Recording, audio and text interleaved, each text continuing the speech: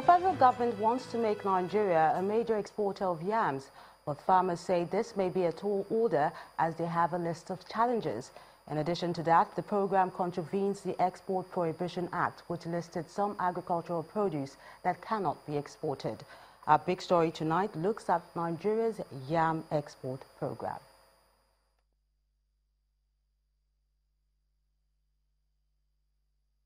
Difference. Nothing tastes like my Indomie.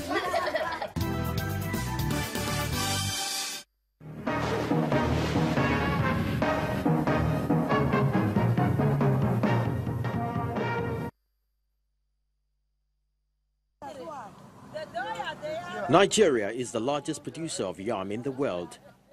According to the Food and Agriculture Organization, Nigeria accounts for 65% of the world yam production.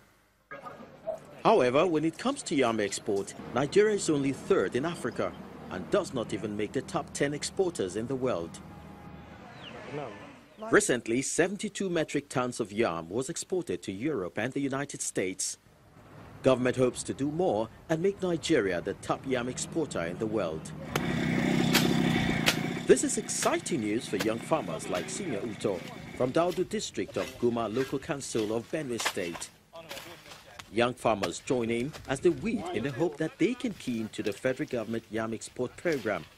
However, there are challenges. If we get a tractor and to make our farm through mechanizations, we can farm plenty so that the food will be enough for our place so that we cannot suffer for hunger. The most challenge that we faced this year is that the yam we are getting rotting. So understand, the seedling we are getting rotting, and the seedling buying them is more cost than the last year. Over 3 million smallholder farmers produce about 32 million tons of yam over 3 million hectares of land. Despite its socioeconomic significance, investment in yam has been extremely low compared to cassava. As of 2013, the Food and Agriculture Organization records that the investment in cassava stood at 400 million naira, while investment in yam stood at 60 million naira. If the roads are not good, by the time it gets to the market, some of those tubers are broken, and at the marketplace now, the prices of such tubers will be lower.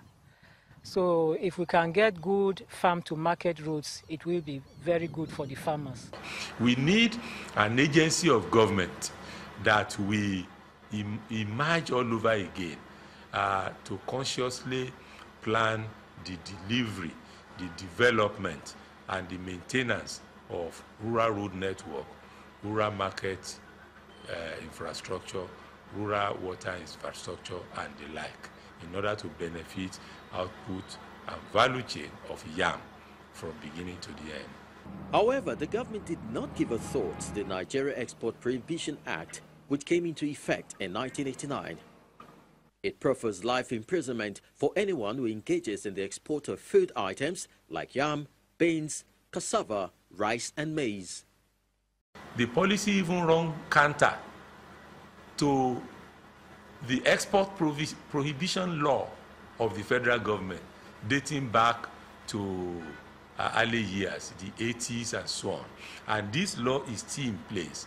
The intuitive reasoning behind prohibiting the export of certain food items is the need to preserve the cultural food structure. The Federal Ministry of Agriculture, under the leadership of Chief Audogbe, is working very hard to make sure that that law is repealed, because especially now that we have dwindling oil revenues and we have to look to agriculture and solid minerals as a way of diversifying the economy, we cannot have such a law in place because it rather inhibits the country from getting foreign exchange through other sources other than oil.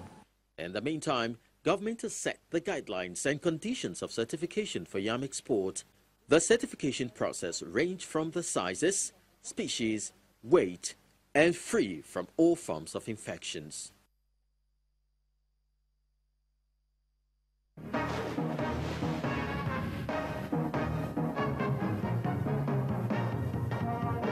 Taste is the difference. Nothing tastes like my Indomie.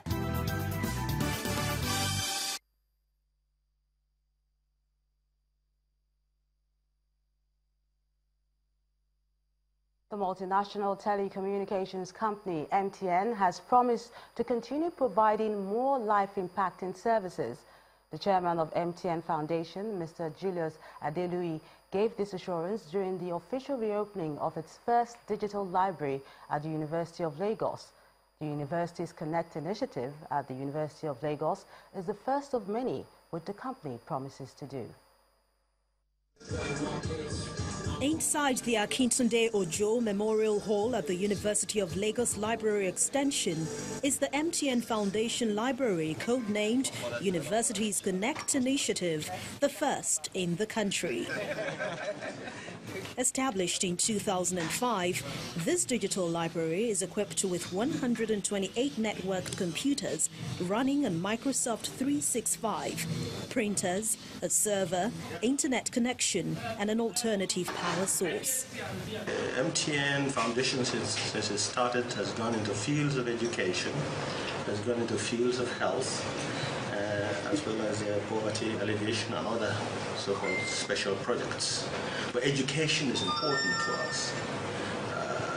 And you know, in the last 12 years, MTN Foundation has expended about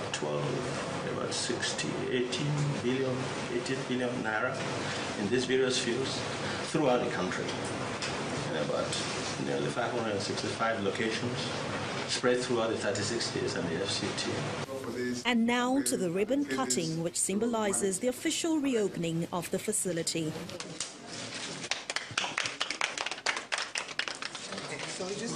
The key objective of MTN one of the objectives is to make the lives of our subscribers whole lot brighter.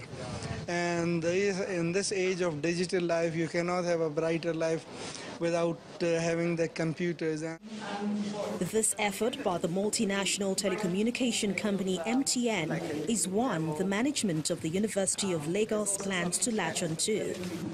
With what we have now, we have all the resources that we can use this place for both library resource accessibility access, as well as use them as hubs for training entrepreneurs. In fact, that's what it will be used more for than anything else. I see billion-dollar ideas coming out from things here. So I thank them and urge them to do more of this for other institutes and also more in this institute too. With a call for more partners, MTN is assuring its subscribers of more life-impacting gestures. Members of staff from Olam Packaged Food Company were excited at the relaunch of Freshio, a packaged yogurt drink which had been off the shelves for a while now. The Freshio factory suffered a fire incident that put the product out of circulation in 2016, but staff of the company gave the assurance that they are back, better and stronger.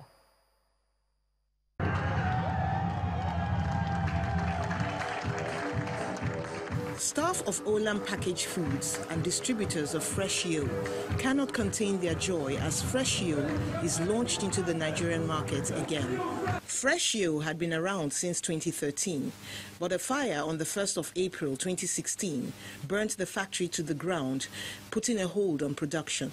The company has risen literally from the ashes. We are all together here for a new journey because I always believe success is a journey, not a destination. Distributors who stood by the brand in rough weather, as well as consumers who participated in Freshio online games, are rewarded with trophies and gift packs. This video is sponsored by Freshio for all our fans. 7-year-old star comedian and Freshio brand ambassador Emanuela, who kept the brand name in the minds of Nigerians through a series of online skits, takes the first taste of the newly relaunched product. It's as simple as EFGH. E because it's energetic. 1 glass of Freshio, which is 250 ml, gives you 10% of your daily energy. G because it has a great taste. F because it's filling to the stomach, and H because it's healthy. Within a short time, it's garnered good shares and became a very big, a very strong brand, a number 2 brand in the yogurt category. Now Freshio is back because consumers have been waiting anxiously to have Freshio back. These were some of the feedback that we got from some of the campaigns that we ran. We have coming back to the market with more strength. We have developed our infrastructure in terms of distribution, in terms of redistribution, in terms of developing market. And now everything is ready. The infrastructure is very robust. The quality is same quality. Olam, which has been in business in the country for 27 years, is also launching Frumil, a fruit and milk mix, and both products hit the stands immediately. And let's find out what's happening in the world of business. Anne is standing by with the details.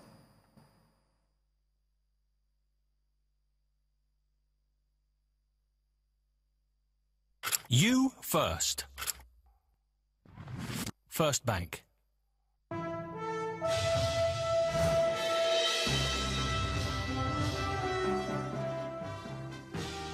Thanks a lot, Melinda. And we begin business news tonight with Fitch Ratings affirming Nigeria's issuer default rating at B+, but with a negative outlook. Report released today forecasts Nigeria's growth at 1.5% in 2017 and 2.6% in 2018. This is based on increased foreign exchange to the non-oil economy and fiscal stimulus. The rating firm sees inflation declining to 11% in 2019 and current account surplus increasing from 0.7% in 2016 to 1% in 2017. Even with a B+ rating, Fitch says the outlook is negative with zero probability of an upgrade. The Director General of the Bureau of Public Enterprises, Mr. Alex Oko, has commended the management of Skyway Aviation Handling Company PLC. The BP boss says the privatization of the company will boost efficiency and provide better service delivery without government's interference. Mr. Oko was speaking during a post-privatization finding of monitoring reports of the Bureau and core investors of SACL, which was handed over to the CFAX Group in December 2009. Several cargoes of Nigeria's Forcados crude oil has been on offer to customers at high differentials. One of the cargoes has the Brent crude price plus $2 a barrel for October loading. Kwa Ibo is being offered at high premium at $1.80 a barrel. And traders are saying that over 50 cargoes are available from the September and October delivery programs. Earlier this week, the deadly Hurricane Harvey caused major refineries to shut down, increasing crude prices. And as financial markets close for the Muslim celebrations, local equities ended August with sell-offs dominating the entire 4 last trading sessions of the week. Bisi Adebayo has more.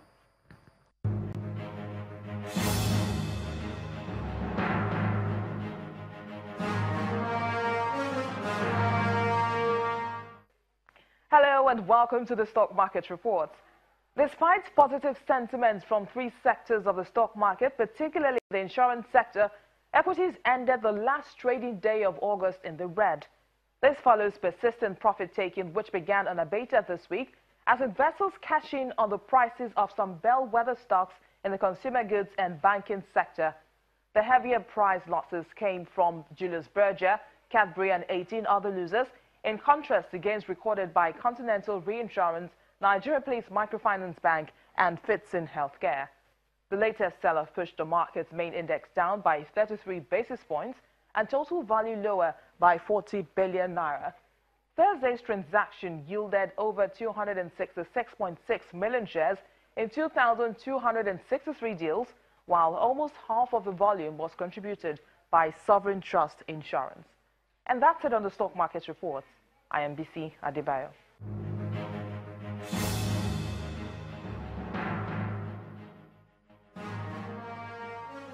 Our leading world stock markets ended the last trading day in a month mostly positive after investors digested China manufacturing and services PMI as well as solid U.S. second quarter GDP data. Let's see the numbers.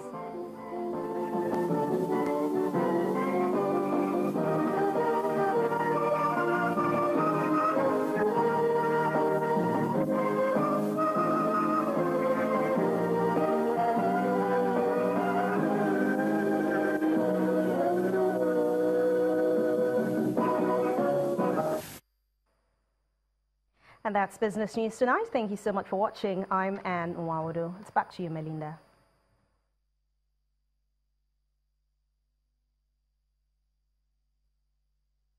You first. First Bank.